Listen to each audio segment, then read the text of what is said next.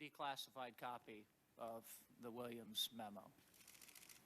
And you said in an answer to a previous question that you thought things might have been handled the proper way.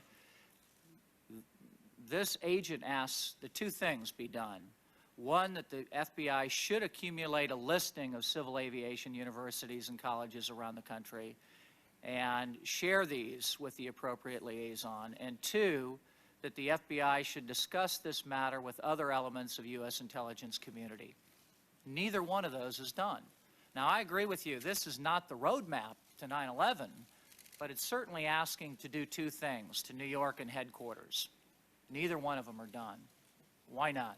Well, I don't know. I mean, I can't answer that, obviously, for the time and space reasons that are obvious. I could speculate on it, and what I would say is that, you know, the simple fact, or the apparent simple fact, of getting from all of those civil aviation schools around the United States, you know, names and identifying information of those students, first of all, you would have had to overcome a couple of federal statutes that prevent educational institutions from giving that information out without a subpoena or a grand jury request. Assuming you could have done that. But Mr. Williams didn't do that in Phoenix, did he? I mean, he found out the trend in Phoenix without having to go around a statute or a law, right?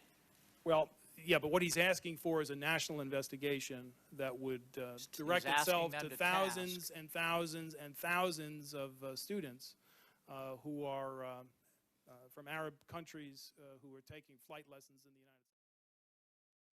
In spite of these steps, several critics contend that the intelligence community did not pay sufficient attention to the risk of an attack at home, and that, as a result, the United States became a sanctuary for radical terrorists.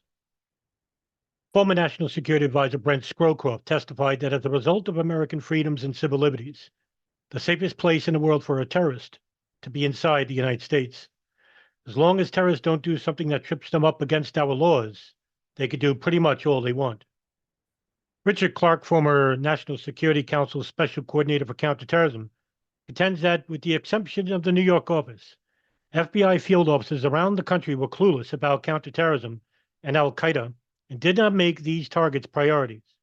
Former National Security Advisor Sandy Berger testified that the FBI was not sufficiently focused on counterterrorism before September 11th.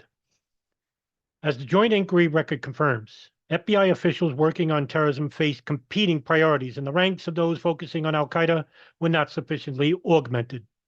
Only one FBI strategic analyst focused exclusively on al-Qaeda before September 11th. The former chief of the FBI's International Terrorism Section stated that he had more than 100 fewer special agents working on international terrorism on September 11th than he did in August of 1998. Interviews of FBI New York field office and FBI headquarters personnel suggest that the New York field office, the office of origin for all major bin Laden-related investigations, focused primarily on investigating overseas attacks. The terrorist threat was viewed through a narrow lens because of the FBI's case-based approach. Interviews of FBI personnel show that analysts were sent to operational units to assist in casework rather than assess data gathered by the various field offices. According to FBI agents, FBI counterterrorism training was extensively limited before September 11th. Former U.S. Attorney Mary Jo White testified that the FBI often lacked linguists competent in the languages and dialects spoken by radicals linked to al-Qaeda.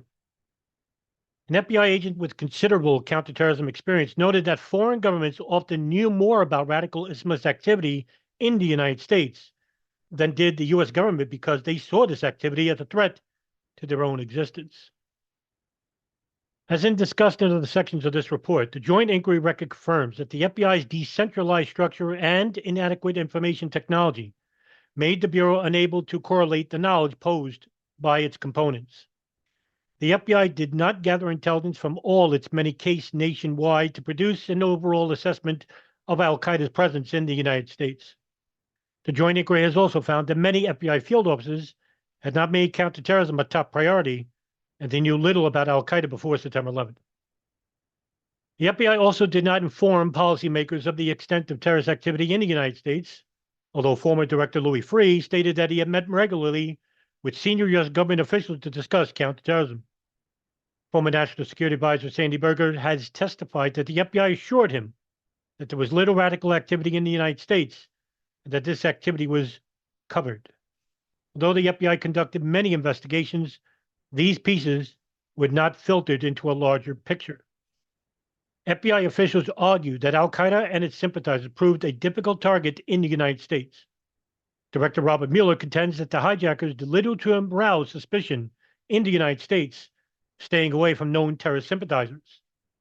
Mueller went on to state, quote, "They gave no hint to those around what they were about. They came lawfully. They lived lawfully. They trained lawfully," end quote. This judgment is corroborated by senior FBI investigators who point out although international radical fundamentalists operate in the United States, real Al Qaeda members, those involved in planning or carrying out attacks, avoid other radicals and radical mosques as part of their tradecraft. As is discussed elsewhere in this report, that judgment is open to some question based on what is now known about the activities of the hijackers in the United States. Former FBI Director Louis Freeh also noted in an interview that Al Qaeda operatives were small and were not connected to real cells. And the former assistant director for the FBI's counterterrorism division contended that many of the red flags now apparent are visible only in hindsight. Other FBI officials noted in testimony that U.S. protection of civil liberties precluded the use of intrusive investigative techniques, and Mr. Louis Freeh criticized the idea of using the FBI preventively by being much more aggressive as a potential risk to a domestic and open society. Finally, FBI officials contend that resources were limited, while requirements kept increasing. Former Director Louis Freeh and the Assistant Director for the Counterterrorism Division testified that the FBI provided security against terrorism at trials, at special events such as the Olympics, and for meetings of world leaders, all of which demanded considerable resources. In addition, cyber threats and weapons of mass destruction demanded FBI attention. Louis Freeh testified that by the end of the decade, the allocations were insufficient to maintain the critical growth and priority of the FBI's counterterrorism program. The Joint Inquiry received mixed reports regarding the FBI's aggressiveness in penetrating radical Islamist groups in the United States. Former U.S. Attorney Mary Jo White testified that FBI sources proved invaluable in the successful prevention of the 1993 attack on New York landmarks and the prosecution of the first World Trade Center attack that same year. In addition, the FBI had numerous wiretaps and several human informants in its effort to target various radical Islamist organizations. However, an FBI official involved in the investigations of the first World Trade Center attack and of the terrorist plots argued that the FBI made it exceptionally difficult to handle sources and that this difficulty increased in the 1990s. The agent contended that the FBI did not want to be associated with persons engaged in questionable activities, even though they can provide useful information. In addition, he asserted that agent performance ratings downgraded the importance of developing informants. Director Robert Mueller, however, testified that many constraints and restrictions had decreased since the 1970s, enabling FBI agents to recruit sources with few impediments.